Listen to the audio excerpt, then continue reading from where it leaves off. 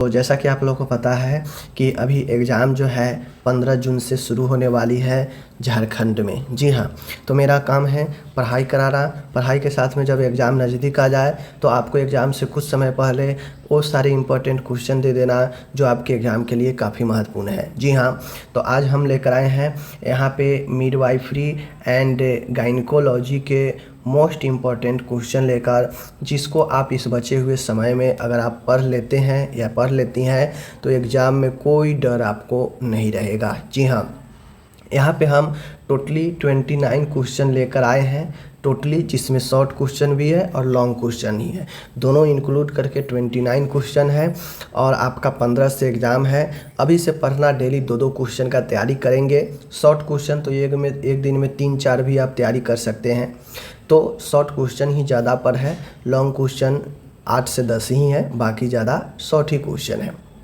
तो चलिए आज की इस वीडियो के माध्यम से हम लोग यहाँ पे देखते हैं और आप कोशिश कीजिएगा कि ये सारे क्वेश्चन का तैयारी कर ले। इस सब का नोट्स अगर चाहिए आपको तो nursingyan.com पर नोट्स इस सब का मिल जाएगा फुल PDF। ठीक है, चलिए पहला प्रश्न है हाइपरमेसिस ग्रेविडेरम होता क्या है। ठीक है ना, हाइपरमेसिस ग्रेविडेरम के बारे में अक्सर पूछा जाता है, तो आप लिखेंगे गर्भावस्था के संकेत और लक्षण, यानी प्रेगनेंसी के क्या सिम्टम्स होते हैं, क्या पॉजिटिव साइन होता है, वो लिखना है।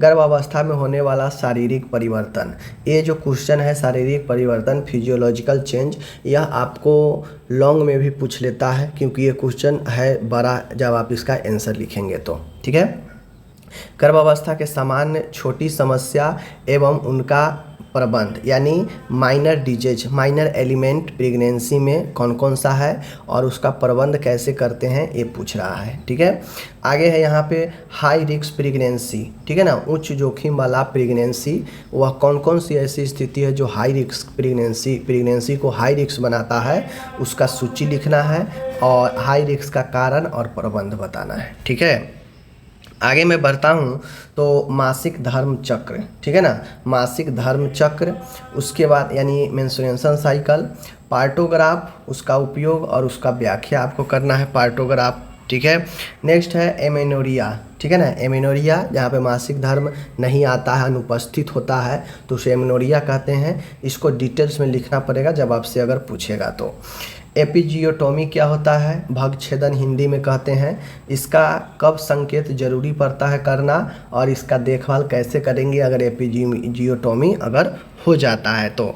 नेक्स्ट क्वेश्चन है प्रसव के तीसरे चरण की सक्रिय प्रबंध, जिसे हम लोग AMTSL बोलते हैं, active management of third stage of labour. ठीक है ना, तो ये आप देख लीजिएगा। नेक्स्ट है रजनोवृत्ति एवं उसका प्रबंध, समझ गए, मेनोपॉज और उसका मैनेजमेंट। नेक्स्ट है जन्म के तुरंत बाद, यानी immediate care after newborn baby, नवजात बच्चा जन्म लेता है तो तुरंत बाद देखभाल में क्या क्या देंगे, ये लिखना हो सकता है क्योंकि ये question second year child health में भी है। ठीक है ना, आगे है स्तनपान के लाभ और हानियाँ लिखे। ठीक है, बांझपन मतलब इनफर्टिलिटी के कारण और उपचार। ठीक है, प्यूरिपेरियम और प्यूरिपेरल सेप्सिस में अंतर, ये आपसे पूछा जा सकता है कि प्यूरिपेरियम और प्यूरिपेरल सेप्सिस क्या होता है। एक्टोपिक प्रेगनेंसी के बारे में। आगे है गर्भपात, उसका प्रकार और प्रबंध। ठीक है ना, गर्भपात कहा जाए तो एवर्सन और उसका प्रकार और उसके बाद का प्रबंध। आगे है पेल्विस और उसके प्रकार, यानी पेल्विस और पेल्विस के जो 5 प्रकार होते हैं, ठीक है, वो आपको यहाँ पे लिखना है। ओके, तो यहाँ पे आपको इसको जो है अच्छे से लिखना है। नेक्स्ट है यहाँ पे लॉन्ग।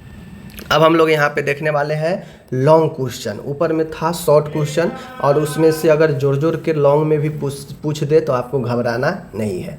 यहाँ पे प्रॉपर लॉन्ग क्वेश्चन जो बनता है एग्जाम में, समान प्रसव को परिभाषित करें, प्रसव के कितने चरण हैं और प्रत्येक चरण में से किसी भी चरण का नर्सिंग प्रबंध आपसे पूछ देगा तो आपको लिखना पड़ेगा। ठीक है, 20 नंबर का क्वेश्चन है प्रसवोत्तर रक्तस्राव, यानी प्रसव के बाद रक्तस्राव, जिसे PPH बोलते हैं, इसका कारण, लक्षण, प्रबंध और रोकथाम की व्याख्या करें।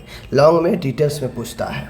नेक्स्ट है 21 गर्भावस्था प्रेरित उच्च रक्तचाप। ठीक है ना, प्रेगनेंसी इंड्यूस्ड हाइपरटेंशन, जिसे हम लोग प्री एक्लेम्सिया बोलते हैं, और इसमें नर्सिंग देखभाल की चर्चा करें। ठीक है, आगे है अवरुद्ध प्रसव यानी ऑब्स्ट्रक्टिव लेबर को परिभाषित करें, इसके कारण, इसके जटिलता और परिबंध को व्याख्या करें। ठीक है, आगे है माय डियर यहाँ पे नवजात शिशु का पुनर्जीवन, यानी नवजात शिशु को जीवन पुनः देने के लिए, जीवन बचाने के लिए जो नियोनेटल रिससिटेशन है, इसका हमें व्याख्या कर रहा है, और इसमें वे सारे उपकरण का नाम भी पूछ सकता है जो इस नियोनेटल रिससिटेशन में उपयोग किया जाता है। ठीक है, 24 है सिजेरियन सेक्शन क्या होता है, संकेत, तैयारी और ऑपरेशन की बाद की देखभाल का वर्णन करें। ठीक है, परिवार नियोजन की संपूर्ण विधियों का विस्तार से वर्णन करें, क्योंकि जब आपसे लॉन्ग में परिवार नियोजन अगर पूछेगा